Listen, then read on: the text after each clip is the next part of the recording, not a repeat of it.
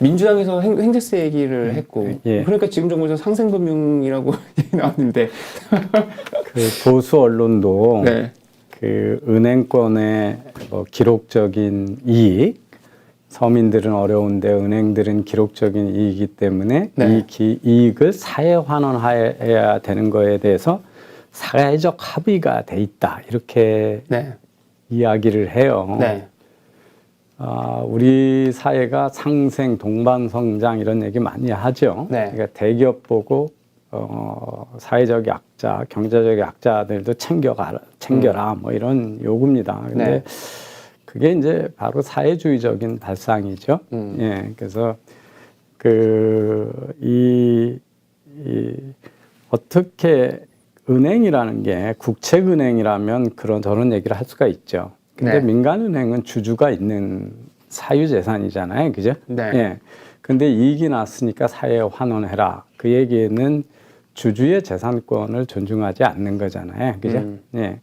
그래서 이제 우리가 자본주의 시장 경제를 얼마나 잘하고 있느냐 그랬을 때 3P를 존중하냐를 얘기를 하거든요. 네. 하나가 이제 재산권입니다. 프로퍼티 라이트요. 지금 바로 이게 재산권을 아주 우습게 하는 거죠. 그죠? 네. 예. 이거는 사실은 이런 거야말로 이제 권력 남용이거든요. 사유재산에 대해서 돈을 내놔라 이런 거잖아요. 그러니까 정치 권력이 시장 경제를 아주 우습게 하는 시장의 원리. 두 번째가 이제 돈 버는 사람들의 돈을 추구하는 것들을 네. 되게 권장해야 되는 거거든요. 그게 프로핏이에요. 프로핏. 네. 그래서 지금 이익이 많이 나는 거, 돈 버는 거를 마치 뭐 이자 장사나 한다 그러고 서민들 돈 뺏은 것처럼 얘기하고 이런 것들은 바로 이제 두 번째 P를 존중하지 않는 거죠. 세 번째 P가 이제 프라이스거든요. 시장의 가격. 네. 이자라고 하는 거는 시장의 가격이잖아요. 그죠? 예, 이 가격은 어떻게 되는 거냐면 수요 공급인데 돈에 대한 수요 공급인데 돈은 일반 상품하고 달라요. 네. 특히 융자는 그렇습니다. 융자는 가격이 높아지는 이유는, 즉 이자가 높아지는 이유는 기준금리가 올라가는 것도 있지만 돈을 회수할 수 있는 신용이 낮으면, 불확실성이 높아지면 이자가 올라가는 거거든요. 은행 경영이 어려운 거는 금융이 다 그렇습니다. 금융이 어려운 이유는 돈을 빌려주거나 투자해 놓고 돌려받을 수 없을 수도 있다는 것 때문에 어려운 거고요.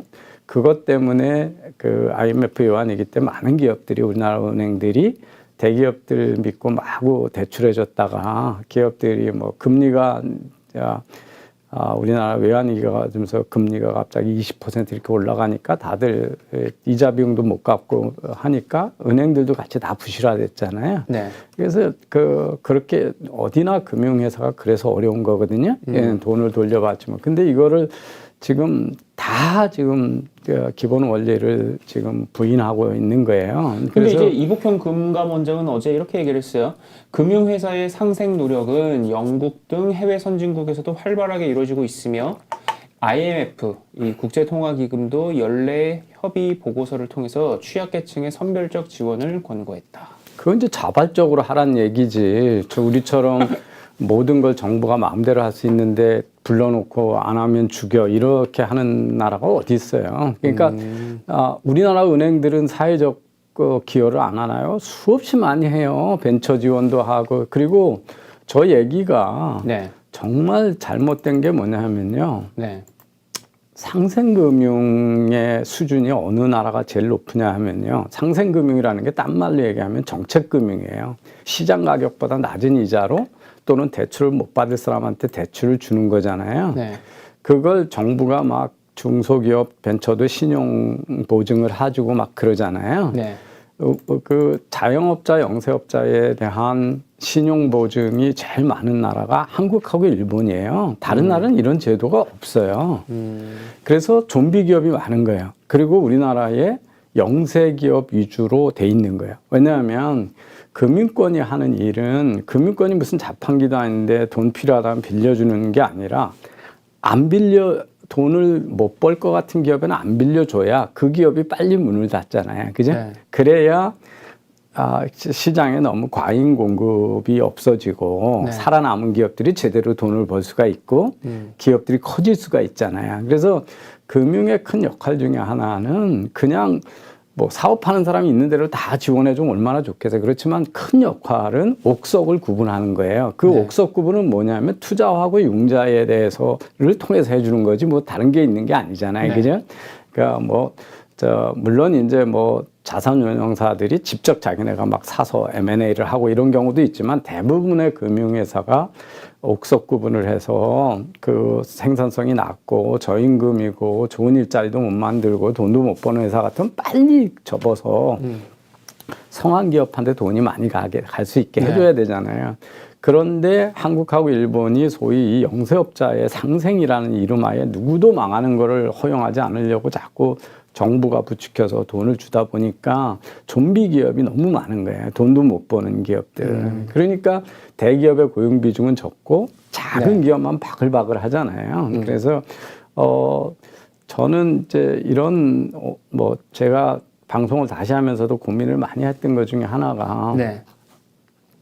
지금 저런 상생금융이니 동반성장이 이거는 민주당하고 국힘당하고 철학적 차이가 없는 정책들이에요. 그죠?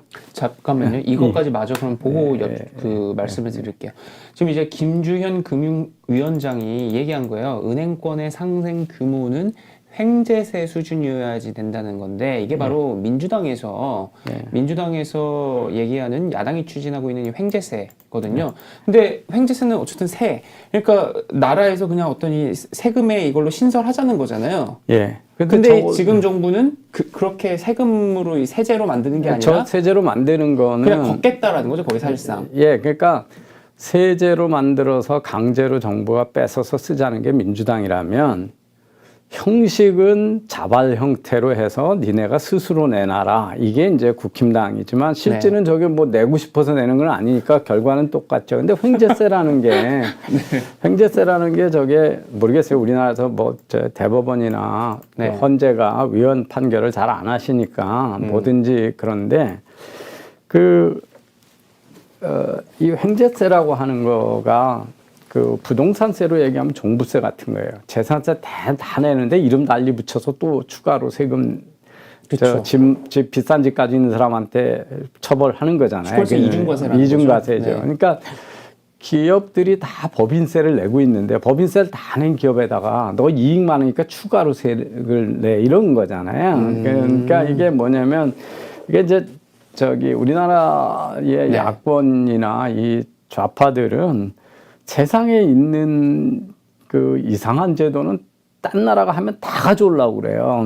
그러니까 저게 이제 유럽에서 지난 겨울이 얼마나 유럽의 에너지 위기였어요. 그렇죠. 근데 이제 우크라이나 전쟁 때문에 그 석유값이 폭등을 했고, 그러면서 러시아 석유가 공급이 잘 안 되니까 이제 유가가 폭등하니까 덕분에 정유회사들이 어마어마한 이익이 남았죠. 그런데 이제 국가는 지금 재정 위기에 처하게 됐잖아요. 그리고 막 우리하고는 비교도 할 수 없죠. 영국 같은 데는 난방비가 어마어마하게 올랐으니까요. 그래서 난방비만 평균적으로 그 전에 비해서 70만 원 이상씩 오르고 그랬으니까요. 그러니까 이제 그거 지원해 주다 보니까 돈이 모자르니까 그 정유회사들한테 그 세금을 별도로 임시적인 세를 냈잖아요. 니네 전쟁 때문에 횡재한 거 아니냐. 그래서 횡재세 제도가 하나 만들어진 건데 저게 다른 나라에서는 유럽은 워낙 사회주의적인 그 경향이 강해서 저런 제도가 만들어지는 경우가 있거든요. 그런데 그런 거 한번 만들어지면 그냥 한 사례만 있으면 만들어졌다 없어지는 제도든 말든 잘못됐다고 하든 그런 거가 이제 노란봉투법 이런 거죠. 극히 일부 국가에서 했다가 부작용 때문에 철회한 제도, 그다음에 살찐 고양이법 이런 거잖아요. 최고용자 월급을 얼마 이하로 줄이자 이런 것들이 한두 번의 사례 있으면 선진국도 하니까 왜 우리는 안 하냐 그러면 아니 그러면 나머지 제도도 그럼 다 선진국이 하는 거대로 하고 그런 얘기를 하든지 그러면 선진국에서는 다 고용의 자유 같은 거 주니까 그걸 주면서 그런 거 하든지 그냥 무조건 무조건 우리 규제에다가 어느 나라든 한 번의 규제 사례만 있으면 무조건 그냥 그거가 마치 정당화되는 것처럼 저게 그 횡재세라고 하는 게 뭐 신설된 것도 아닌데 횡재세만큼 내라. 횡재세가 지금 없는 제도인데 횡재세만큼 내라는 게 얼마나 그러니까 뭐냐면 민주당이 제시하는 횡재세만큼 미리 자진해서 걷어내서 그 세제가 안 만들어지게 니네가 알아서 처신해라 뭐 이렇게 얘기를 그렇죠. 하는 그런 거죠. 예, 그런 겁니다. 예. 야, 그래서 이 상생금융이라고 하는 걸 이제 우리가 또 익숙해지게 됐는데 그 자체에 대해서 결국에는 그냥 관치금융이고 권력 남용이고 시장 개입이죠. 뭐 교란 어느 행위죠. 정부든 다 이러지 않았느냐, 왜 윤석열 정부에게만 이렇게 가혹하냐라고 혹시 묻는다면 이러지 않았죠. 이렇게 많지 않았습니다. 그렇게 많지 않았는데 더 이제 윤석열 정부가 이거에 비판을 받아야 되는 이유는 본인이 한 말을 뒤집어서 그래요. 민간 시장 중심으로 가겠다, 민간 경제로 가겠다, 자유를 최대한 주겠다. 이게 윤석열 대통령의 취임사하고 그 이후에 한동안 한 몇 개월 동안 불렀던 그 레파토리 아니었어요? 근데 그러면 이전 정부하고 달라진 게 뭔데? 그러면 하나도 없는 거죠. 예, 없거나 더 한 수 더 뜨는 거죠.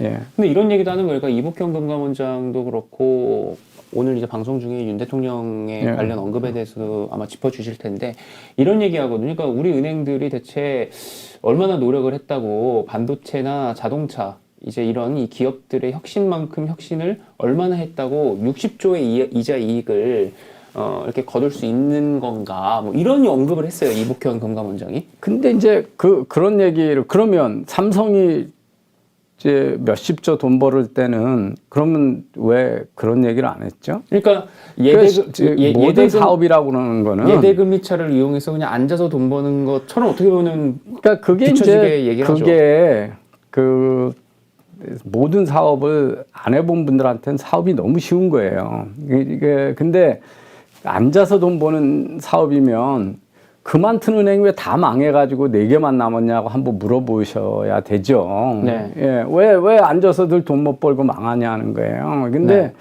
그 모든 사업은 시황이라는 게 있잖아요. 자, 그 경기가 좋을 때가 있고 나쁠 때가 있고.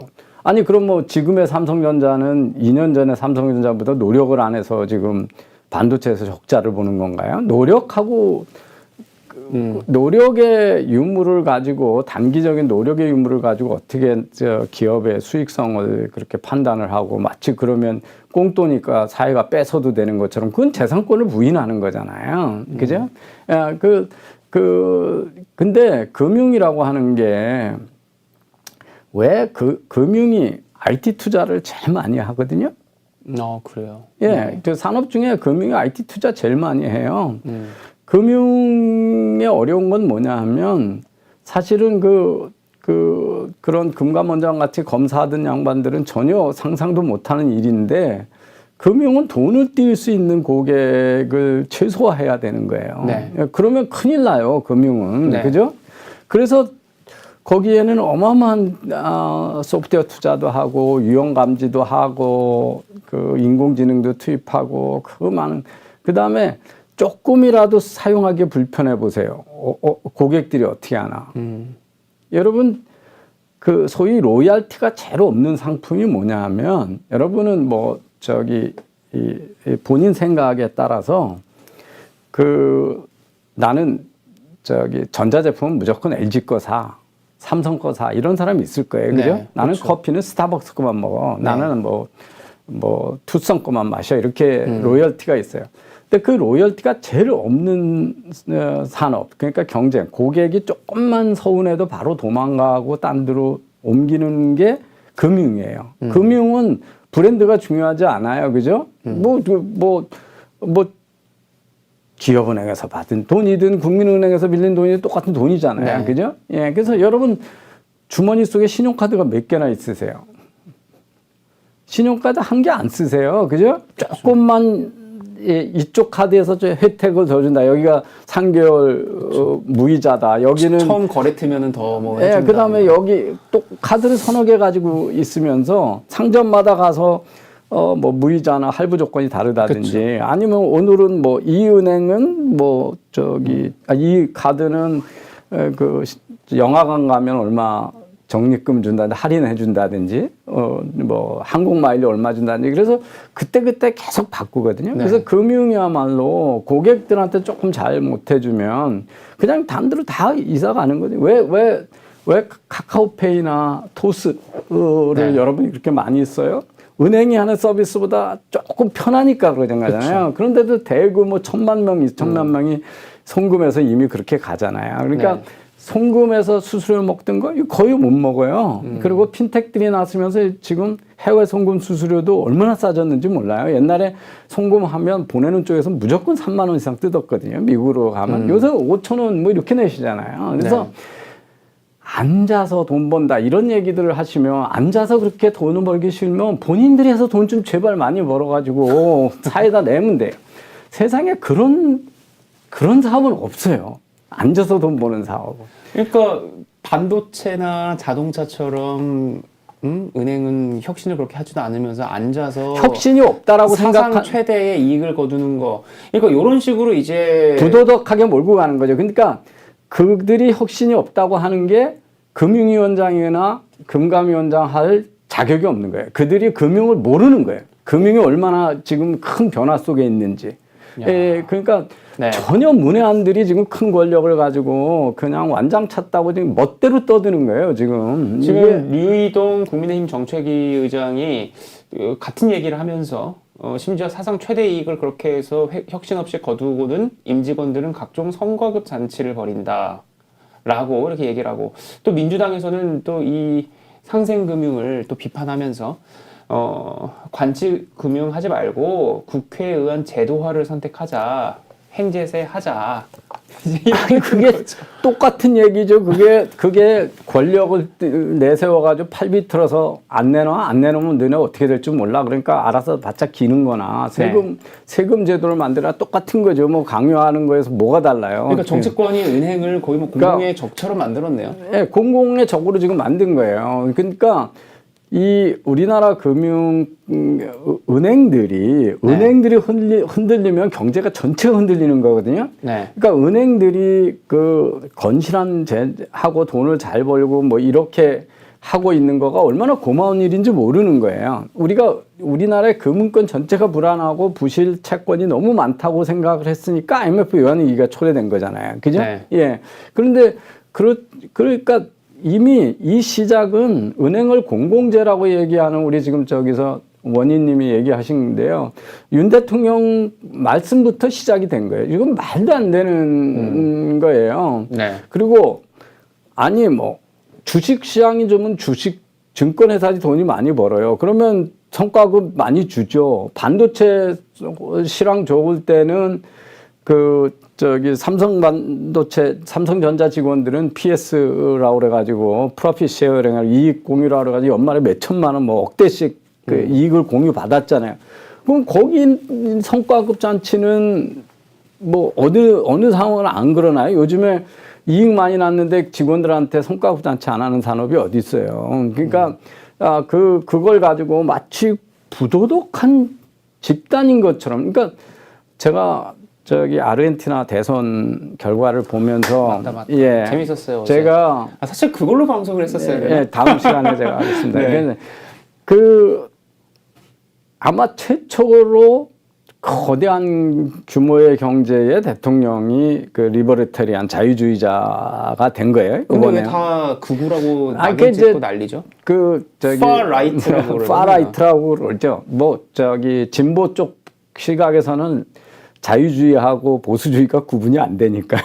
그러니까 뭐냐면 시장 원리를 움직이겠다 그러면 그냥 극우라고 그래요. 뭐 한국에서 대표적인 극우 학자로 극단적인 작은 정부주의자여서 그런가요? 예, 그런 거죠. 극단적인 그러니까 페로니즘이라는 게 지금 저런 게 페로니즘이잖아요. 네. 예? 돈 있는 사람들을 뺏어서 나눠주겠다는 게 무슨 아르헨티나가 한심해 보이는 페로니즘이라고 기억하시면 지금 윤석열 정부나 야당이 주장하는 저게 페로니즘이에요. 뭐 페로니즘이 별거 있어요? 돈 있는 사람 거 뺏어가지고 비경제적 원리로 나눠주겠다. 이게 페로니즘이죠. 뭐가 페로니즘이에요. 그러니까 네. 이게 그 페로니즘의 반대쪽이니까 극좌의 반대쪽에 있으니까 극우라고 그러는 거예요. 그런데 그 말을 거칠게 하는 거에는 트럼프하고 비슷해요. 그렇지만 경제 사상은 완전히 정반대예요. 실제로 학자잖아요. 예. 그리고 근데 저는 한국에서 저는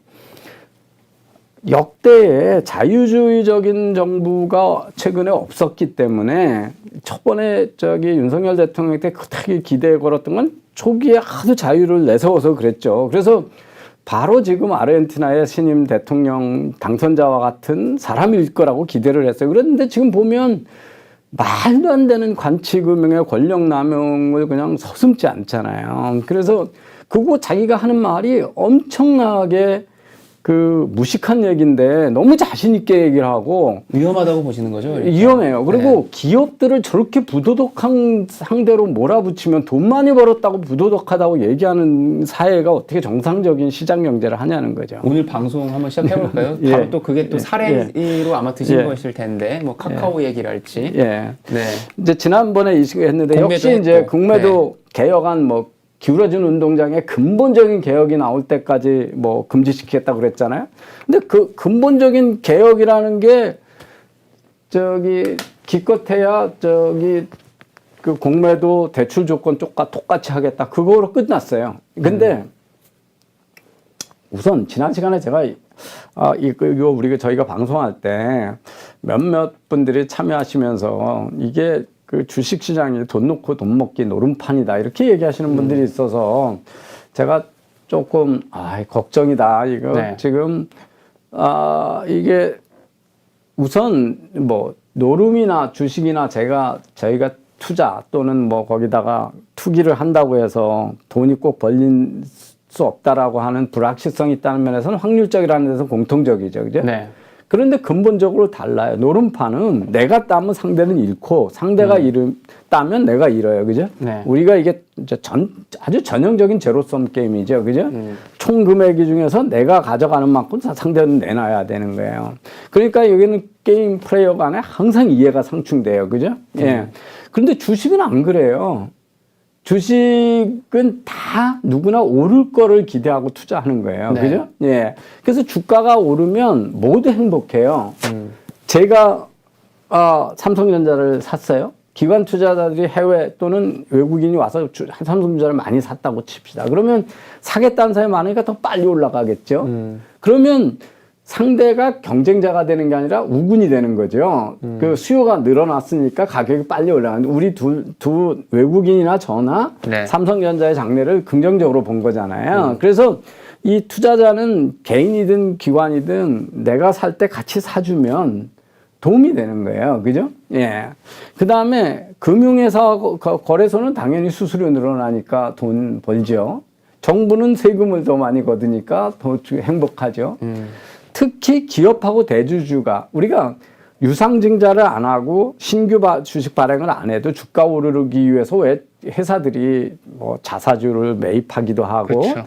주주 환원 정책으로 배당을 더 많이 준다 그러고 일부는 자사주를 사가지고 소각시켜 버리잖아요. 주식수를 줄이잖아요. 네. 왜 그러는지를 좀 이해하실 필요가 있어요. 주가가 올라가면 시가총액이 다 올라가요. 그죠? 주식 네. 하나가 비싸져요. 그죠? 예. 그래서 경영권을 함부로 남들이 넘보지를 못해요. 그걸 살려면 큰 돈이 필요하잖아요. 그죠? 그래서 네. 경영권이 안정이 돼요. 그 다음에 내가 가지고 있는, 회사가 가지고 있거나 대주주가 가지고 있는 주식이 가치가 크니까 그걸 일부 팔거나 교환함으로써 인수합병 투자 등을 막 할 수가 있는 거예요. 네. 그죠? 그래서 그게 투자가 더 활발해지고 경제가 더 잘 돌아가게 되는 거죠. 일자리도 더 많이 생기고.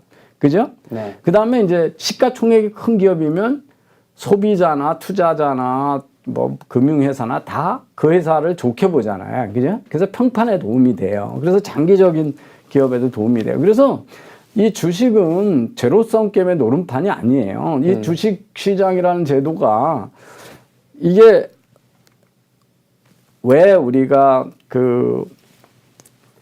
칼 막스가 얘기했던 자본가하고 노동자가 완전히 구분이 돼가지고 자본가는 점점 힘이 세지고 노동자는 점점 가난해지다가 결국은 공산혁명으로 세상이 될 거다. 이 예측이 틀리는 이유 중에 하나가 그렇지 않은 이유 중에 하나가 이 바로 공개된 주식 시장 때문에 자본가하고 노동자가 구분되지 않는 거예요.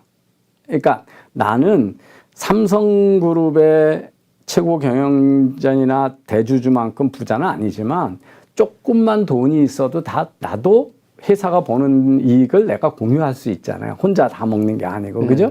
그래서 나도 주주잖아요. 나도 일부의 자본가예요. 우리나라 국민들은 순수한 노동자는 한 명도 없어요. 난 주식 투자 안 한다고 그러셔도 여러분이 갖고 있는 국민연금이 주식을 투자해서 거기서 돈을 벌어서 나중에 연금으로 주기 때문에 그리고 그쵸. 여러분이 변액보험을 든다, 무슨 실손보험을 든다 그러면 그 보험회사들이 받은 돈으로 회사의 주식에 투자하거든요. 그쵸. 그래서 직간접적으로 다 이 주주예요. 네. 그래서 자본가예요, 일부. 그래서 자본가하고 이런 회사를 통째로 살 만한 돈 있는 사람만 회사에 투자할 수 있게 했던 과거에서 이 네. 소유권을 쪼개서 작은 돈으로 참여해 준 게 이게 증권이잖아요. 그죠? 네. 이게 자본주의의 대혁명인 거예요. 그리고 이 자본주의가 건실하게 버텨가게 하는 제도적 기반 중에 하나거든요. 네. 왜 공산혁명이 안 일어나게 하는. 그래서 좀 이해를 좀 해줬으면 좋겠다. 네. 이런 생각을 하고요. 이제 지난 시간에 공매도 할 때 우리나라에서 개인 투자자들이 개인하고 외국인 또는 개인하고 기관이 그 담보금이라든지 상환기간에 공매도 조건이 다르다. 그런데 네. 주식이 떨어질 때 공매도 자본력이 큰 또는 돈을 더 많이 빌려서 할 수 있는 기관 투자자들이 공매도로 주가를 빨리 떨어뜨린다. 이게 불만이라고 그랬잖아요. 네. 근데 이 불만이 자 보시면 주식시장은 다 대부분은 기본은 올라갈 거를 기대하고 주식 투자를 하는 거냐. 그래서 그걸 롱 포지션이라고 그러잖아요. 그러니까 개인하고 기관이 다 올라갈 걸 통해서 삼성 걸 샀다. 그럼 기관이 사주면 고마운 거죠. 더 많이 빨리 올라가니까. 자, 둘 다 같이 공매도를 걸면 저 때도 이해 충돌 없죠. 제가 삼성바이오 주식이 떨어질 거를 해가지고 공매도를 쳤다. 근데 기관이 더 많은 양으로 해가지고 빨리 떨어지면 내가 이익 빨리 실현하는 거잖아요. 네, 그죠? 그렇죠. 그래서 여기서 충돌이 없어요. 이 경우에. 그럼 충돌이 있을 때 불만 나는 게 이때예요. 나는 올라갈 걸 기대했는데 기관 투자자들이 공매도해서 떨어뜨리는 경우예요. 이거는 그러면 나는 지금 그 공매도하고 있지 않고 상대만 공매도 하고 있으니까 내 공매도 조건하고 기관의 공매도 조건 차이는 아무 작동을 안 하잖아요. 이게 뭐냐면 기관 투자자들이 공매도를 해서 주가가 떨어지는데도 나는 그거 안 떨어질 거라 믿고 자꾸 버티다 큰 소실 나고 나서 지금 불만을 얘기하는 거거든요. 그래서 이 경우에는 네. 본인은 롱 포지션을 하고 상대가 숏 포지션 하기 때문에 둘 다 숏 포지셔닝을 해야 둘 다 떨어질 거라고 공매도를 해야 공매도 조건의 차이에 대해서 불만을 가질 수가 있잖아요. 근데 불만이 있는 경우에는 개인은 이러지 않는 경우예요. 그러니까 이게 공매도 조건하고 불만하고 기울어진 운동장 얘기하고 이게 뭐냐면 기관이 이런 거예요. 기관이 나는 올라갈 거라고 사놨는데 기관이 떨어질 거라고 공매도를 막 하잖아요. 자꾸 떨어져요. 근데 내가 나오는 것마다 더 비싼 가격에 막 사주면 안 떨어질 거 아니에요. 근데 난 자본력이 없으니까 대응을 못 하죠. 그러면 가격이 떨어진다 이런 얘기거든요. 네. 그거는 원초적으로 자본력 차이잖아요. 공매도 조건 차이가 아니고. 그죠? 예. 그래서 그다음에 사실은 현명한 개인이라 그러면 야, 나는 저거 올라가라고 기대하는데 저 헤지 펀드는 저게 떨어질 거라고 얘기를 한다. 리서치 펀드가. 그러면 나도 얼른 팔고 공매도 조건을 하면 손실을 줄이는 거거든요. 네. 아니면 같이 공매도로 전략을 바꾸면. 그래서 기관의 공매도 제도 같은 거를 딴 데가 금지하지 않는 이유가 이거예요. 개인은 항상 선택권이 있어요. 근데 본인이 시장을 이기겠다고 버텨놓고 지금 하는 얘기거든요. 네. 그래서 이거 아무 상관이 없는 거예요. 여러분 이게 공매도가 얼마나 어려운 일인지 시장 전체가 갖고 있는 생각하고 반대로 움직이는 거잖아요. 네. 그래서 여기 보시면 짐 차노스라고 하는 사람이 미국에서 해치펀드 중에 공매도로 아주 제일 유명한 사람 중에 하나예요. 네. 근데 이 사람이 뭘로 큰 돈을 벌었냐면 2001년인가 엔론의 회계부정을 이 회계 자료를 쭉 보다가 뭔가 이상하다 찾아가지고 여기다가 그때 키노스라는 이름으로 네. 투자를 해가지고 큰 돈을 벌었어요. 그 전에도 이 주니어 어널리스트 때도 이 이상한 회사 잘 잡아내는 거로 이 사람이 명성을 쌓았던 사람이거든요. 네. 그래가지고 여기저기서 이제 이 사람이 큰 돈 버니까 돈을 맡겼을 거 아니에요. 근데 이 사람이 최근에 어마어마한 손실을 냈어요. 지금은 이제 아무도 기억하지 못하는 대기업이 아메리칸 온라인 AOL이죠. 그 다음에 테슬라 주가 말도 안 된다. 어떻게 자동차 30만 대밖에 안 파는 자동차에서 주식이 네. 1000만 대도 이상 파는 도요타에다가 뭐 현대자동차, BMW 다 합친 것도 주가가 높다라고 여기다 이거 곧 떨어진다고 공매도에 잔뜩 했는데 테슬라 주가 계속 올라가는 바람에 네. 다 손실이 어마어마하게 봤거든요. 그래서 2008년에 한 8조 원 정도 돈을 운영하던 회사가 최근에는 2천억 밖에 돈이 안 남아났어요. 그래서 네. 지금은 원래 치노스 & 컴퍼니라고 이름을 바꿔서는 해치펀드인데 해치펀드 해체하기로 했거든요. 이게 이번 주 뉴스예요. 그러니까 공매도는 투자자들도 어려운 거예요. 이 네. 전문 투자자들도. 근데 네. 이걸 가지고 저는 솔직히 말씀드려서 지금 주식 얘기 윤 대통령이 자꾸 꺼내가지고 득될 게 뭐 있을까요? 주식 얘기 막 하면 뭐로 연상이 되세요? 윤 대통령이 주식 얘기 막 하면 뭐를 야당이 치고 나올 것 같아요? 김건희 여사의 도이치뱅크예요. 도이치모터스? 도이치모터스예요. 그죠? 야, 자 이것도 마저 한번 볼까요? 이거 저희가 지난 화요일에 예. 공매도 방송을 첫 번째로 하고 나서 공매도 금지에 대해서 당정이 이제 그 며칠 뒤에 만나서 공매도 차입 조건 개인 기관 외국인 갖게 만든다. 기울어진 운동장을 바로잡는다. 대차 거래 상환 기간 90일로 그리고 담보 비율 105%로 다 통일. 무차입 공매도 사전에 막는다. 등등. 예. 사실 지난 방송에서 다 했던 얘기예요. 했던 얘기 이거 아니다라고 했던 거를 그대로 또 이거 나와서 해가지고 이게 근본적인 문제 아니다. 그 근본적인 거는 정보 접근성의 차이하고 자본력의 차이에서 오는 거지.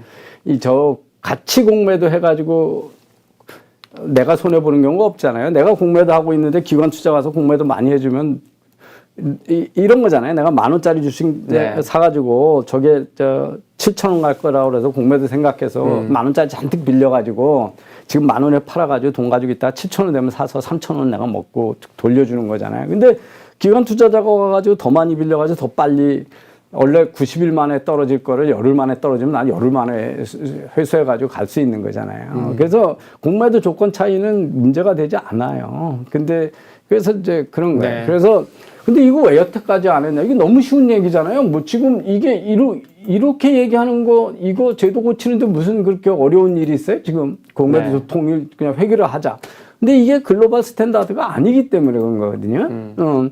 그리고 이 공매도 금지하고 이런 것들을 안 했던 이유가 빨리 글로벌 스탠다드대로 해서 우리가 외국 국제지수에 편입이 되고 그러면 더 투자자가 많아지면 증시가 활황이 된다. 이런 것 때문에 그랬던 네. 거고 이 대출 조건 다른데 저게 상생금융하고 똑같은 얘기죠. 그러네요. 그 대기업도 기관들이 신용이 좋은데 대출 상환 기간도 길게 주고 담보도 적게 한다는 얘기인데 똑같이 해주라. 저게 상생금융이잖아요. 어려우니까 서민들한테 이자 깎아주라. 이자 깎아주려면 신용이 좋은 회사여야지 이자를 깎아주는 거지. 네.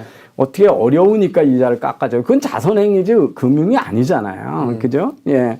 그래서 지금 대통령의 포퓰리즘 한마디 선언하고 나니까 지금까지 계속 박근혜 대통령, MB 대통령 지금까지 공매도 금지 나올 때마다 금융당국에서 반대하고 일관했던 관료들이 지금 그냥 입을 싹 닫고 하루아침에 표본하고 지금 이걸 한 거예요. 거기다 저는 지금 아까 그 금감원장 이 양반이요. 이복현 금감원장 네. 공매도 관련 루머를 엄중 단속하고 조치하라고 지시를 해요. 진짜 대한민국이 어떤 나라인데 네. SNS에다 다른 의견을 내면 루머 쓸 수도 있는 거죠. 가짜뉴스 쓸 수도 있는 거죠. 네. 근데 그거를 단속하고 조치하라? 아무래도 익숙한 게 단속. 아니, 무슨 근거가 있어서 SNS상에 정부하고 다른 얘기하면 그걸 단속하고 조치할 수 있죠? 뭐 어떻게 하겠다는 거예요? 이런 거의 협박성 언어를 그냥 아무렇지 않게나 써요. 네. 이러면 안 되죠. 국민을 뭘로 알고 저런 얘기를 하는 거죠? 이거 정말 안 됩니다, 이거. 네네. 이런 식의, 이거 뭐, 지금 범죄자들 앞에 앉혀놓고 검찰이 하는 짓을 그냥 하는 거잖아요. 이 검찰 출신이지만, 금감원장님. 이게, 공매도 돌연 정부가 그간 그렇게 오랫동안 견뎌왔던 입장을 한순간에 뒤집었는데, 그거에 대해서 얘기하는데 뭐, 루머, 유포를 단속하고, 뭐가 루머죠? 그리고 루머를 어떻게 단속해요? 단속 집중 기간인 모양이에요. 그래서 저렇게 하신 것 같은데. 네. 그 언론의 자유 뭐 이런 거는 표현의 자유 이런 건 생각이 없는 것 같아요. 네. 예. 지난 사실은 국제적으로는 제일 큰 뉴스가 오픈 AI의 CEO 샘 알트만의 축출이었죠. 그죠? 예. 이 오픈 AI의 이사가 6명이거든요. 네. 그 중에 4명이 이 샘 알트만도 이사하고 이사장이 있고 4명, 그래서 6명인데 4명이 밤새 그냥 하루아침에 해가지고 구테타를 일으켜가지고 막 에이펙에 참여하고 뭐 인터넷 서밋에 참여하고 있는 샘 알트만을 그냥 전격 네. 해고했어요. 이 사람 뭐 샘 알트만은 지금 전 세계 AI의 거의 대표적인 인물이고 충격을 준 사람이고 제가 지금 여의도에서 저희 금융대학원의 비학위 과정으로 머신러닝 그래서 이 기계학습 인공지능의 기계학습 과정의 책임 교수로 있는데 네. 저희 학교에 김재철 AI 대학원이라고 있거든요. 예, 그래서 동원산업의 지금 명예회장이신 김재철 명예회장께서 500억의 사비를 저희 학교에다 주셔가지고 만든 투척을 아주 만든 학교예요. 네. 거기에 이제 대한민국에 대표하는 AI 연구자들이 다 교수로 있거든요. 근데 저희 수업에 와가지고 말씀하시면서 챗GPT가 처음 나왔을 때 하도 어안이 봉봉해가지고 충격을 받아가지고 이 평생 인공지능만 전공하신 교수님이 이틀 동안 일을 못했다. 손에 잡히는 게 없어서. 나 지금 뭐 해 먹고 살지?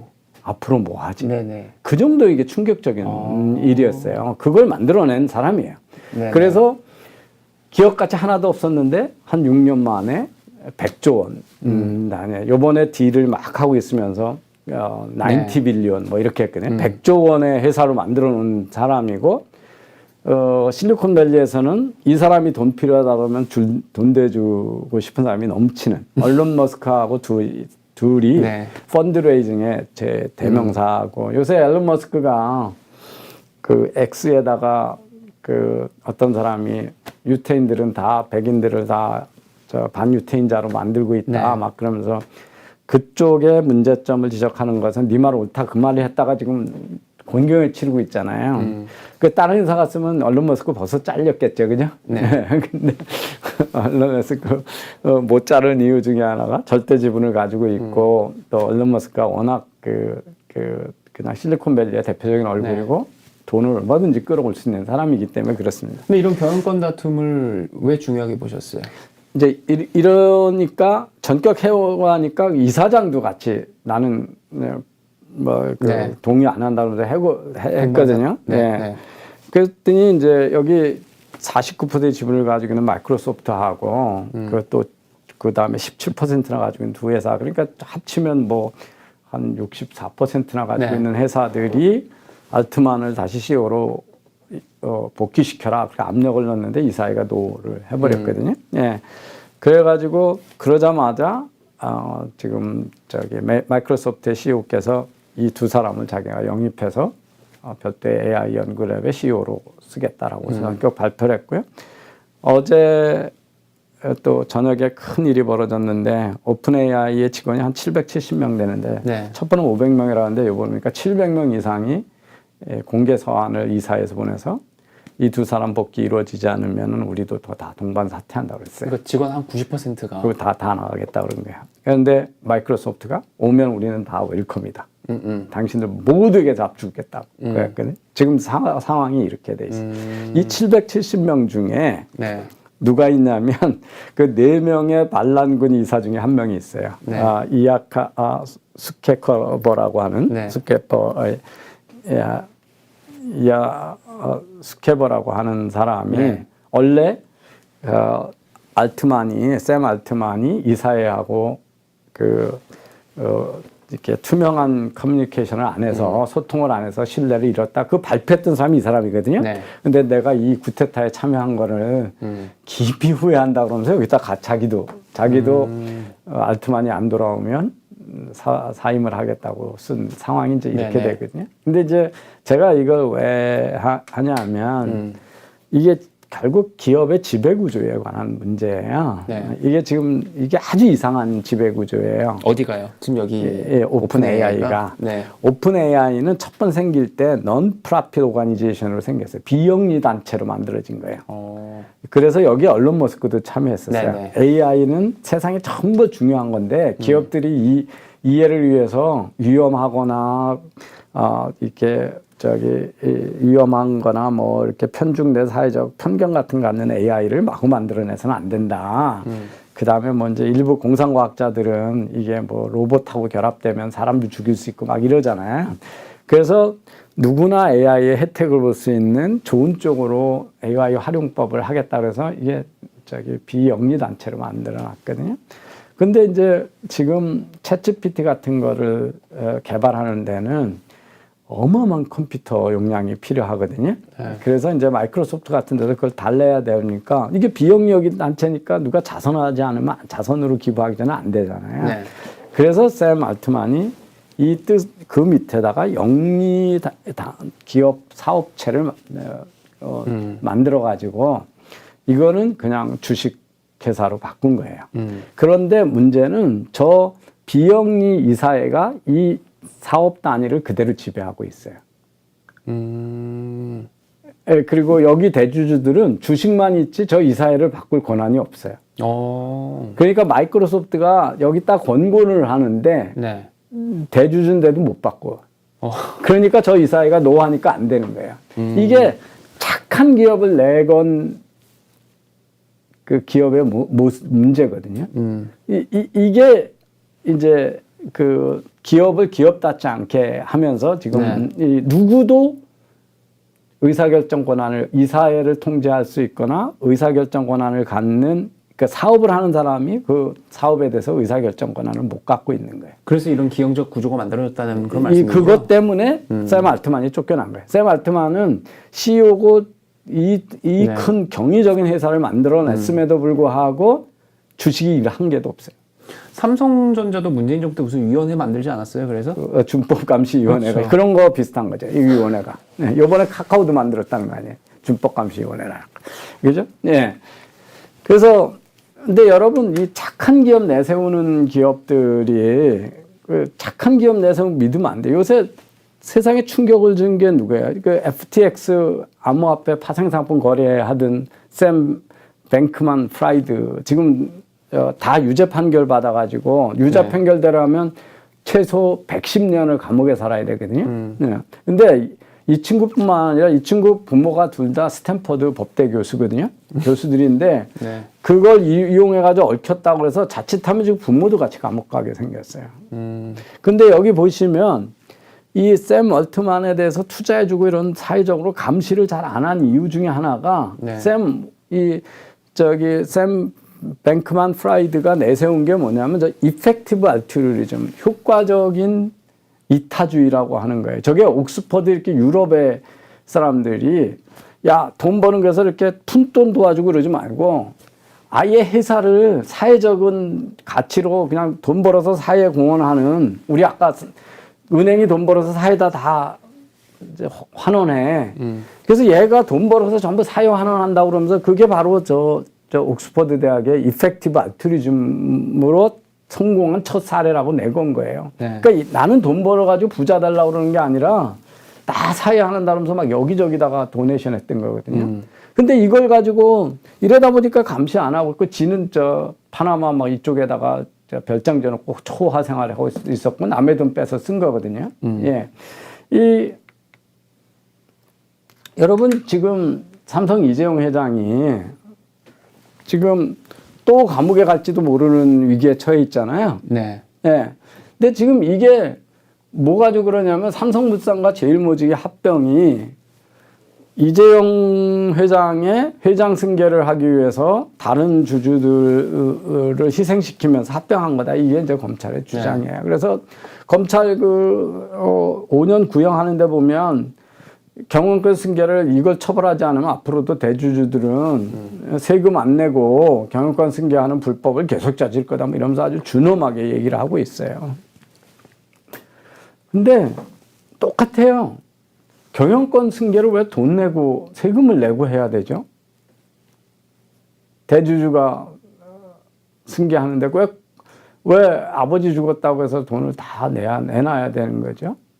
그걸 그 상속세가 다른 나라와 다르니까 지금 저런 일이 벌어지는 건데 네. 여기서 이거는 이거예요. 이거를 검찰이 판단할 근거가 있냐? 이거 보시면 지금 여기 같이 지금 재판받는 분들이 있거든요. 언론에 하나도 보도 안 돼요. 잘 보도 안 돼요. 근데 최지성 전 미래전략실장 부회장이 뭐냐면 이거 왜 했냐. 그때 엘리엇이 와가지고 삼성물산이 워낙 그 경영권 취약하니까 그것도 사회적으로 순환주체 해소하라고 그러니까 조금만 뺏어가면 순환주체 해소하라고 저 정부가 압력을 집어넣으면 삼성그룹 전체의 지배구조가 흔들리기 때문에 삼성물산을 지키기 위해서 했다 이거예요. 네.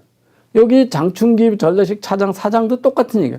삼성물산이 구조적 경영난이 있었고 엘리엇이 위협이 있었고 그런데 이 양반이 이제 하는 일이 아마 대학 언론 저거였는가 봐요. 언론을 장악하고 기사를 왜곡했다는 게 이제 저 기소 내용이에요. 그래서 아니 오보 내용 하나 정정하려도 기업들이 언론에다 얼마나 애를 쓰는데 내가 언론을 다 장악하고 내 마음대로 기사를 썼다는 말이 되냐 이런 이제 얘기예요. 지금 이런 거 보면 검찰이 경영자보다 기업이 지금 합병해야 되는지 말아야 되는지를 더 판단을 잘할 수 있다라고 하는 그 상황에서 지금 이런 거 있잖아요.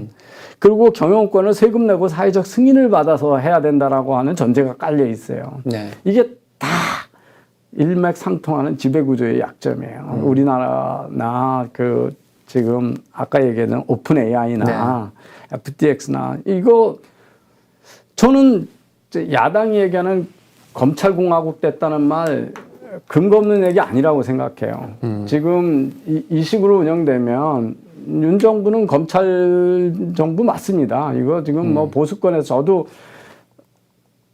이런 얘기하기 참 그런데 하는 짓 보면 지금 이런 식이에요. 그래서 저는 제가 엊그제도 뭐 ESG 한다는 분한테 가서 제가 ESG에 속지 말라 책 쓰고 있다 그랬더니 경악을 하는데 저는 오래 살았습니다. 오래 살았고 경영학 교수를 오래 했는데요. 옛날에 윤리경영이라고 기업들을 엄청 괴롭혔습니다. 사회책임 경영이라고 엄청 괴롭혔거든요. 그걸 하나도 성공한 적 없어요. 그리고 이름만 바꿔서 ESG라고 그래요. 근데 이 미국에 ESG 막 해야 된다고 우리 지금 주장하시는 분들 다 컨설팅 회사 하시는 분들이에요. 다 변호사 아니면 컨설팅 회사 하시는 회계사 가서 기업에서 ESG 보고서 만들어주면서 컨설팅해서 돈 버는 분들이거든요. 그러면서 ESG 펀드 막 늘어나는 거 얘기했거든요. 지금 금년 들어가지고요. ESG 펀드에서 돈 막 빠져나가고 있습니다. 지금 그래서 이 저 월스트리트가 이 저 ESG 광풍이 이제 잦아들고 있다 이렇게 얘기를 하고 있어서 전 다행이라고 생각합니다. 그래서 이 좋은 착한 지배 구조, 기업은 기업다워야지 거기다 앞에다 놓고 뭐 비영리 단체처럼 해야 되고 상생해야 되고 뭐 해야 되고 그런 거 앞에다 뒤집어 씌우면 그 기업 망하는 겁니다. 예. 네. 예. 네. 자, 우리 이제 그 카카오 모빌리티 네. 딴 거 하려고 벌써 1시간이 다 갔는데 네. 다음 방송이 몇 시세요? 저희 6시. 그러면 계속 해도 네. 되겠습니다. 윤 대통령이 네. 서민들 어려운 거 안다고 택시 기사들 만난 자리에서 이 카카오 모빌리티가 여러분 이제 카카오 택시로 택시 부르시죠. 대부분 무료고 다른 거 부르고 빠를 부를 때는 1,000원, 2,000원 수수료 내면 더 빨리 몰려오는 거 있는데 대부분 무료로 쓰실 겁니다. 근데 이제 기사들은 택시 기사들은 이제 수수료를 내야 되거든요. 네. 일반 택시 기사가 있고요. 카카오 택시라고 요새 붙이고 다니시는 분들 있죠. 네. 그거는 이제 카카오 모빌리티에 소속된 택시거든요. 근데 이제 옛날 택시 기사분들은 그러니까 산학금이라고 있어요. 하루 얼마 벌어서 내고 남는 게 내 돈이었잖아요. 회사에다가 주고. 네. 근데 지금 카카오 택시는 지금 그게 없고 그냥 그 벌은 돈의 20%를 카카오에서 수수료로 내는 거예요. 네. 그러니까 산학금 내고 나면서 적자 이런 거는 있을 수 없는 거죠. 항상 흑자죠. 네네. 자기가 돈을 버는 거죠. 물론.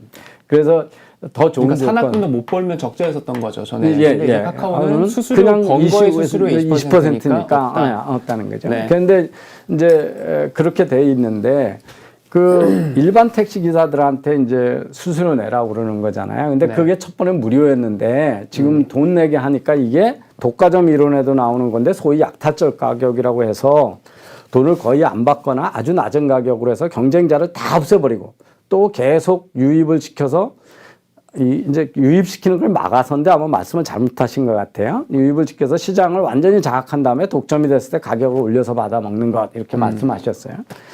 카카오 택시에 대한 행포는 매우 부도덕합니다. 이 부도덕한 행태에 대해서는 반드시 정부가 제재를 해야 됩니까? 해야 됩니다. 저는 법을 공부한 사람이라서 제재를 해도 법적으로 아무 문제가 안 된다는 걸 잘 알고 있다. 이렇게 단언을 하셨어요. 네. 은행이 되든 통신회사가 되든 네. 모빌리티가 되든 대통령이라는 분이 어떤 기업을 특정해가지고 부도덕하다 이런 얘기를 하시는 일은 정말 함부로 해서는 안 되는 얘기죠. 예. 근데 이제 이게 정말 약탈적 가격이고 정부가 네. 제재할 수 있는 거냐 이런 얘기를 해 보죠. 예, 독과점 이론에 나와요. 약탈적 가격, 프리데이터리 프라이싱이라고 그러죠. 네. 예, 그래서 이 프리데이터리 약탈하는 가격제도, 약탈적 가격제요. 약탈적 가격제는 경쟁을 없애기 위해서 가격을 아주 비현실적으로 낮게 책정하는 네. 불법적인 관행이다 이렇게 돼 있어요. 그래서 이거는 만약에 부도덕하다 그러고 사회적 압력을 넣으실 게 아니에요. 이게 명백히 약탈적 가격 제도면 우리도 공정거래법에 의해서 이게 반공정 행위니까 그냥 공정위가 바로 기소하면 돼요. 처벌하면 돼요. 네. 공감. 근데 못했잖아요. 안 했어. 그냥 대통령이 하니까 정치적 압력을 넣고 카카오 모빌리티가 깜짝 놀라가지고 스스로 개편하겠다고 그러고 카카오 모빌리티가요. 이게 택시 영업 들어갈 때 일반 택시 회사들이 반발하니까 자기도 택시 하겠다고 하니까 그 소위 상생기금이라는 걸 2천억을 이미 내놓은 회사예요. 돈도 하나도 못 벌었는데. 네. 그런데 여기다 대고 부도덕하다 보니까 또 지금 이제 네. 기사들 의견 듣고 수수료 체계 개편하겠다고 납작 엎드려 있거든요. 그런데 그 약탈적 가격을 불공정 행위로 보는 이유는 소비자들이 궁극적으로 손해본다는 거거든요. 네. 단기적으로 가격을 깎아주면 단기적으로 이익이죠. 물건을 싸게 사니까. 네. 그런데 독점이 된 후에 독점 가격을 부여하면 손해를 보기 때문에 장기적으로 그 손해를 유발할 수 있다. 이게 이제 약탈적 가격의 이론이거든요. 네. 근데 이 과정에 대해서 경제학자들, 특히 시장경제나 오스트리안 학파들이나 시카고 대학의 그 정통 경제학자들은 이 약탈적 가격제는 존재하지 한다고 반론을 제기해요. 그 이유가 뭐냐면 서로 독과점이 됐다 하더라도 걔가 시장의 정당하게보다 높게 해가지고 초과 유인이 나면 저는 돈 너무 많이 버네요. 그 가격보다 낮은 가격에 신규가 또 진입할 거라는 거죠. 그죠? 아니 제가 독점이 됐다고 해서 10,000원을 받아. 근데 내가 5천 원만 받아도 이익이 남는다 그러면 내가 사업 들어가면서 5천 원 받으면 될 거 아니에요. 그죠? 예, 그래서 이게 지속 가능하지 않다는 거야. 독점이. 이런 이론 네. 때문에. 그러니까 가격 때문에 경쟁을 없애버리고 독점이 됐는데 다른 이유, 다른 이유가 있어서 그 재료를 다 독점을 했다든지, 그죠? 기술자만 나만 있고 남은 없다든지 그렇지 않은 다음에야 이익이 더 많이 나. 그 다음에 그러면 또 누가 들어오려고 그러면 그걸 막으려면 계속 어떻게 돼요? 낮은 가격을 계속 유지해야 되잖아요. 그러면 계속 적자 보고 살 수는 없잖아요, 기업이. 그죠? 그래서 지속 가능하지 않다.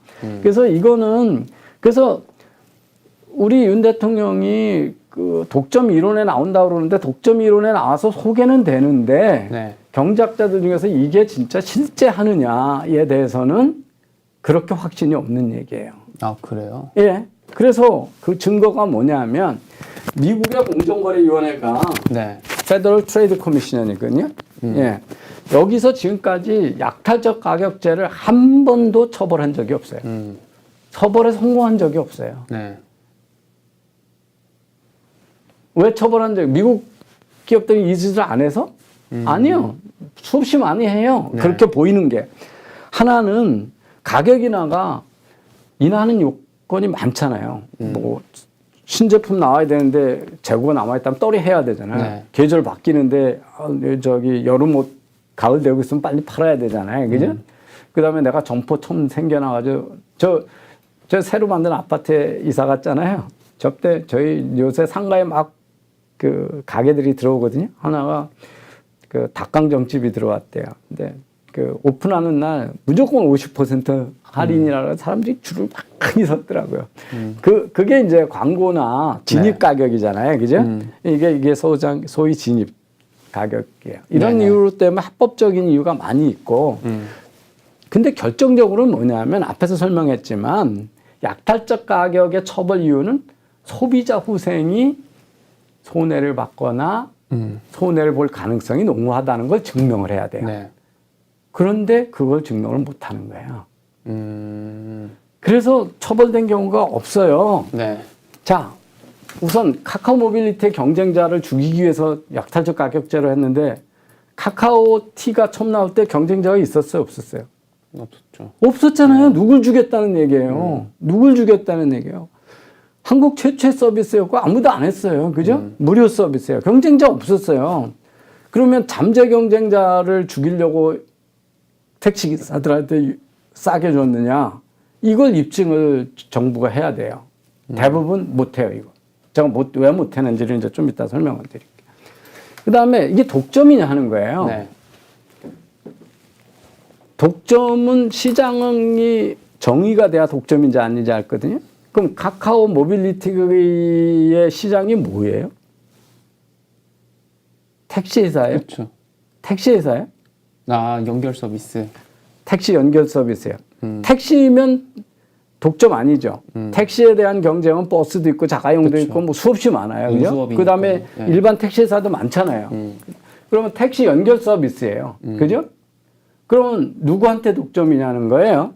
택시 기사들한테 지금 약탈적 가격제를 하고 있다는 거죠. 싸게 해줬다가 올려받는다고 독점 가격을 한다는 거잖아요. 갑자기 이렇게 많이 받아 먹는다. 뭐 이제 이거였죠. 근데 택시 기사는 저 택시 연결 서비스 회사의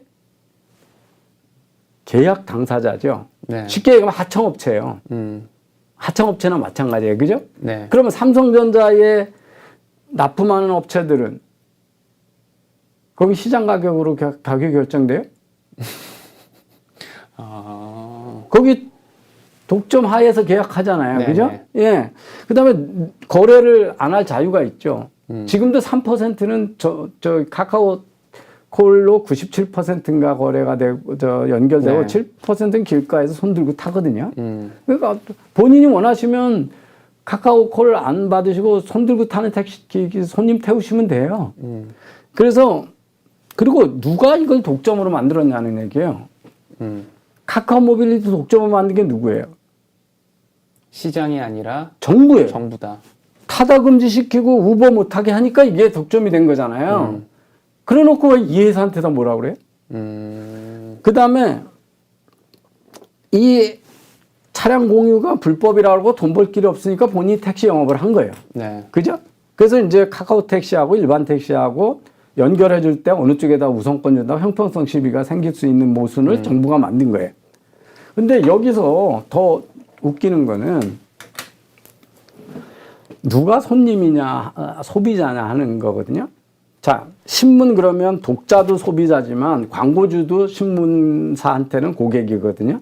돈 내는 건 누구예요? 제일 큰 돈 내는 건? 광고주잖아요. 그죠? 그런데 그렇듯이 카카오 모빌리티의 고객은 둘이에요. 승객이 있고 택시 기사가 있어요. 그죠? 우리가 이걸 양면 시장이라고 그래요. 역할이 승객만이 아닌 거예요. 예, 그러니까 택시 기사도 포함하고. 근데 여기서 승객은 후생이 지금 공짜로 쓰고 있으니까 카카오 때문에 훨씬 이익만 보는 거죠. 안 기다리고 추운데 나가 있지 않고 그냥 태는 거니까. 그렇죠. 바로. 예. 그래서 공급과 소비를 연결해 주는 사업이거든요. 그래서 이 두 택시 기사하고 그 다음에 이제 여기는 승자 독식의 경향이 있어요. 이 온라인 네트워크 회사들은. 근데 이게 택시 기사는 무료 서비스고요. 택시 승객은. 택시 기사도 이것 때문에 수익성이 엄청 높아졌어요. 본인들이 수수료 때문에 고생한다고 그러는데 솔직한 얘기 아니에요. 왜냐하면 공차 운행을 안 해요. 요즘 택시들은. 그 다음에 제가 이 지난 시간 방송 끝나고 마침 저녁에 제가 늦게 오면서 카카오 택시를 우연히 네. 불러서 탔거든요. 자기는 왜들 그러는지 모르겠다면서 제일 좋은 게 뭐냐면 그 막 승객하고 시비 걸 일이 없어져서 택시기사 하는데 너무 편해서 좋다 이게. 왜 돌아가냐, 이 길로 가냐 의심들 많이 하셨잖아요. 옛날에. 그쵸. 속인다 생각하고 네. 그리고 막 그 땡깡 부리고 이런 게 있는데 일절 그런 게 없어지는 거잖아요. 그러니까 마음의 평화도 엄청 생기신 거예요. 택시기사요 왜 전부 카카오 택시에 악착같이 붙어 있냐면 이것 때문에 수익성이 엄청 좋아지신 거예요. 엄청 크게 좋아지셨어요. 손해보는 게 아니라고요. 근데 여기다 대고 독과점 횡포라고 지금 그러는 거예요. 실상은 모르는 거예요. 안 내던 돈을 내라고 그러니까 이제 지금 저거 하는 거거든요. 네. 근데 문제는 이 독과점법의 판단 기준은 내 고객은 택시 승객이지 택시 기사가 아니에요.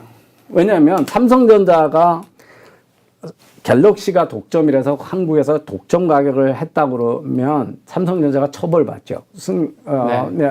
그렇지만 삼성전자가 하청업체한테 돈 얼마 줬다고 처벌 안 받잖아요. 그게 똑같은 얘기잖아요. 그죠? 네.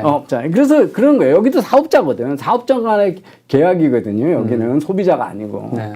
그래서 그런 거예요. 그래서 자, 우리 보시면 다른 나라에서 어떤 일이냐 보시면 대표적인 게 이 디지털 플랫폼에서 PC에서 윈도우가 독점이죠. 우리 그렇죠. 안드로이드 폰에서 구글이 독점이죠. 그쵸. 그 후에 앱들이 있어요. 그죠? 앱을 끼워서 팔아요. 마이크로소프트가 무슨 일을 했는지 아세요? 윈도우에다 놓고 했더니 어느 순간 유도라라고 하는 이메일 어카운트 프로그램이 너무 인기가 좋았어요. 네. 옛날에 우리가 웹 나오기 전에 유도라가 킬러 어플리케이션이었거든요. 처음 듣네요. 네. 처음 듣죠. 이게 너무 인기가 있으니까 중소기업 제품인데 퀄컴이 한국에 CDMA 특허 팔아가지고 큰 돈 버는 거로 이걸 몇십 조에 샀어요. 그래가지고 이메일 쓰는 거는 공짜로 주고 네. 주소 관리하고 카렌더 관리하는 거 끼운 거는 프로 버전이라서 돈을 받고 팔았거든요. 근데 전부 유도라를 쓰는 거예요. PC 켜놓고는. 그러니까 마이크로소프트가 그러면 전부 이메일 쓰니까 그 옆에다가 광고하고 뭐하고 해서 장사할 거 아니에요. 그러면 나는 장사할 길 없다 생각해가지고 윈도우가 아웃룩 익스체인지라는 걸 만들어서 통째로 만들어서 공짜로 다 줘버리고. 이건 들어봤는데 유도는 처음 이게 들어. 다 죽은 거예요.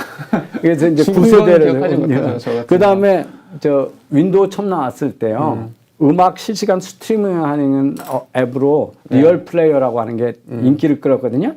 그거 너무 인기 끄니까 윈도우가 미디어 플레이어 공짜로 주면서 이거 죽여버렸어요. 이건 기억하실 거예요. 넷스케이프 웹 브라우저.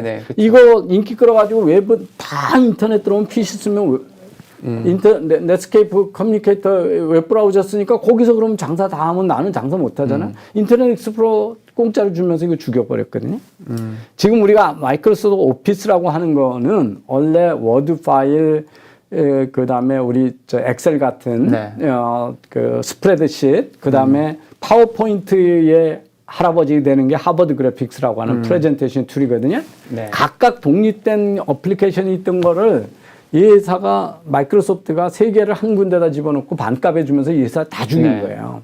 그러면 이게 다 지금 구글 안드로이드 삼성폰 사면 구글 크롬하고 저기 구글 지도 그냥 깔려 있죠. 그럼 끼워 팔기 다른 거는 거기다 지도 앱 못 파니까 못 쓰니까 독점 아니냐 이렇게 생각하실 것 같죠. 근데 최종 소비자가 후생의 기준이기 때문에 소비자는 다 공짜로 쓰잖아요. 근데 이제 이런 거잖아요. 카카오 모빌리티도 그렇고 사람들이 또 그건 그래, 그건 좀 뭔가 괘씸해라고 얘기하는 게 처음에는 공짜로 해가지고 다 쓰게 만들고 가격을 갑자기 이제 받기 시작하고 또 아니, 점점 그러면- 그거를 많이 받는다 점점. 아니, 그러니까 많이라는 거는 이거에서 얘기를 하죠. 가격은 많이라는 거 하는 거는 그걸 정부나 제3자가 판단하면 안 되는 거예요. 그랬을 때 이미 시장주의는 없어지는 거예요.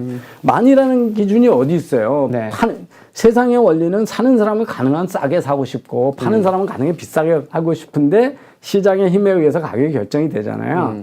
자, 너무 많이 받았다. 그러면 택시가 어떻게 하겠어요? 버는 돈에 비해서 그게 너무 많으면 카카오에 저기 수수료 내고 카카오 쓰겠어요? 안 쓰겠어요? 기사들이. 너무 많이 받았다 그러면. 그러면 안 쓰죠. 안 쓸 거 아니에요. 그렇죠. 그러면 기사가 없으면 개인들이 그거 써요? 안 써요? 걸어봐야 안 걸리는데 안 잡히는데 왜 쓰겠어요? 그죠? 그러니까 카카오는 수수료 무조건 많이 받는 게 아니에요. 많이 못 받아요. 왜냐하면 타겠다는 사람이 걸렸을 때 나오는 그거 제절로 나오는 거 아니거든요. 이 보시면 왜 우리가 금요일 날 밤늦은 시간에 특히 눈이 오고 그러면 택시 찾기 힘드냐면 나이 많은 노이신 개인 기사분들이 안 나오세요.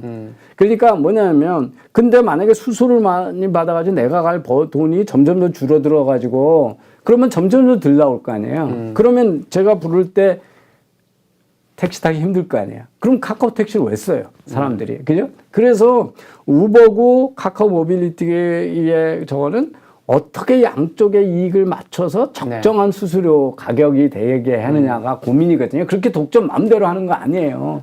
그래서 만약에 택시가 잘 안 잡히면 프리미엄이라 그래가지고 그 소비자가 자기 돈 더 내서 더 비싸게라도 웃돈 얹어가고 나한테 먼저 오게 해갖고 하는 또 서비스도 있죠. 예, 그렇게 하는데 그 번번이 그렇게 해가지고 택시비 인상 효과가 있다 그러면 비싸게 쓰면 그다음부터는 내 차 몰고 다니고 대중교통 쓰지 왜 택시를 쓰겠냐. 수요는 가격에 예민하잖아요. 양쪽 다 예민해요. 네네네, 그렇죠. 이쪽에 수수료를 너무 많아도 그렇고 이쪽도 그렇고 안 잡혀도 되고. 그래서 이 플랫폼 사업은 연결해 주는 거기 때문에 양쪽이 다 참여하게 하는 거니까 무지 델리케이트한 문제예요. 그래서 그럼 왜 가격을 무료화를 했다가 유료화를 하나? 그게 이제 우선은 이 윈도우 독점이나 구글 독점을 왜 경쟁자 주기를 처벌 안 하냐. 최종 판단이 최종 소비자예요. 소비자에게 기준을 둔다. 소비자가 공짜로 쓰니까 더 좋을 수가 없잖아요. 그죠? 네네네. 그러니까 카카오 택시 공짜로 쓰고 있으니까 무슨 짓을 하든 그 독과점에서 소비자 후생이 떨어졌다는 얘기를 증명할 수가 없는 거예요. 그게 첫 번째 이유예요. 처벌을 못 하는 거예요. 그래서 미국에서 한 번도 처벌을 못 한 거예요. 저는 이제 그래서 네네 말씀하시죠. 그래서 이제 독점적 무료 서비스가 처벌 대상이 아닌 이유는 소비자 후생에 득이 됐기 때문이에요. 그건 무슨 얘기냐? 구글 검색 엔진 공짜로 쓰고 구글 지도 공짜로 쓰고 구글 지메일 공짜로 쓰는데 내가 끼워 판다고 해서 다른 지메일 이메일 회사 다 망했고 구글 지도 회사 다 망했고 내비게이션 회사 다 망했다는 게 왜 약탈적 가격이냐 이런 얘기거든요. 그래서 못해요. 저는 이 소비자 후생이라는 딱 말씀 들으니까 바로 생각난 게 예. 우리나라 농업이야말로 정말 이렇게 보면은 쌀값부터 해가지고 우리가 너무 비싸게 먹는다라는 생각 많이 하거든요. 예. 근데 그것도 소비자 후생의 기준을 둔 게 아니잖아요. 아니에요. 그래서 그런 게 다 잘못된 거예요. 그래서 여기 보시면 자, 우리가 플랫폼 사업을 하면 네.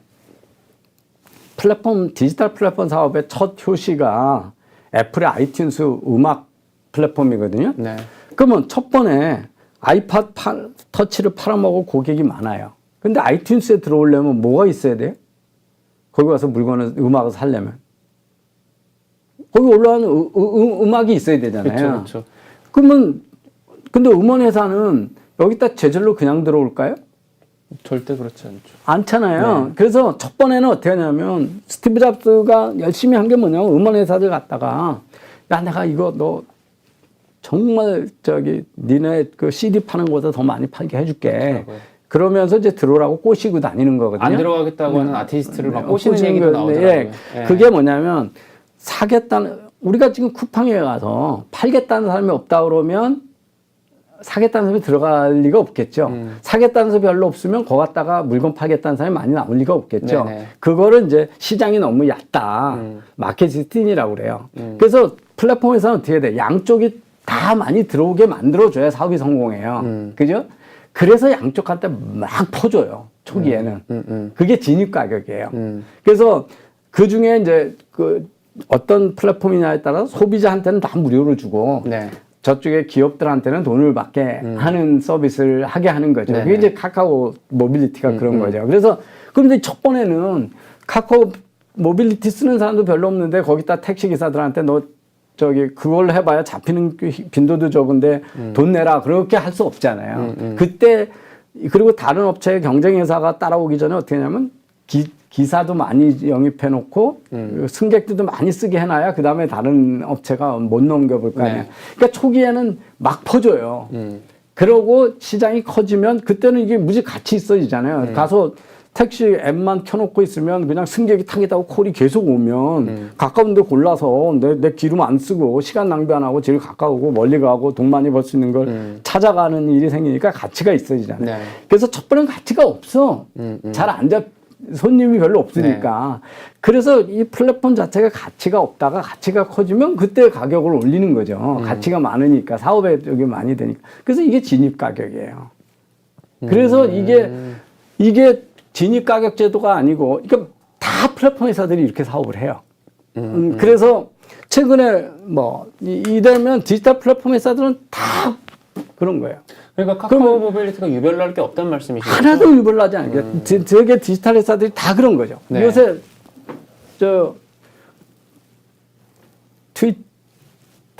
물론 앨런 머스크가 인수하고 나서 X. 유료화하잖아요. 그죠? 네. 그러면 첫 번에 공짜로 주다가 왜 유료하냐. 트위터 독점 많이 놓고, 그럼 약탈적 가격제다. 이 얘기 할 수 있는 거잖아요. 아니에요. 유튜브 같은 거 다 공짜였는데 지금 광고주들한테 광고비 점점 올려서 받잖아요. 거기 하면 광고 잘 되니까. 페이스북도 마찬가지고. 첫 번에 광고료 많이 받았을 것 같아요? 아니에요. 몇 명한테 노출 안 됐는데 무슨 광고비를 많이 받아요. 그죠? 네. 그래서 이게 보시면 카카오도 무료 메신저 줬잖아요. 네. 그래서 사람들 막 쓰니까 거기다가 선물권도 팔고 커머스도 하고 페이먼트도 하잖아요. 그죠? 네. 그러면서 기업들한테 돈 받잖아요. 그죠? 예. 기업들한테 여기 모바일 선물권 하느라고 수수료 엄청나게 뛰거든요. 네. 10% 이상 뛰어요. 예. 근데 그럼 저것도 약탈적 가격제일 거 아니에요. 첫 번에 그렇게 안 하더니 왜 지금 그러냐. 여러분, 배달의 민족, 배민, 첫 번에 어떻게 했어요? 사람들이 신청하면 거기 전화 걸면 배달해줘야 되잖아요. 그래서 이 배민 창업자가 길거리에 있는 찌라시 중국집 전화번호 있는 거 그거 다 주워서 갖다 데이터 집어넣은 거예요. 네. 예?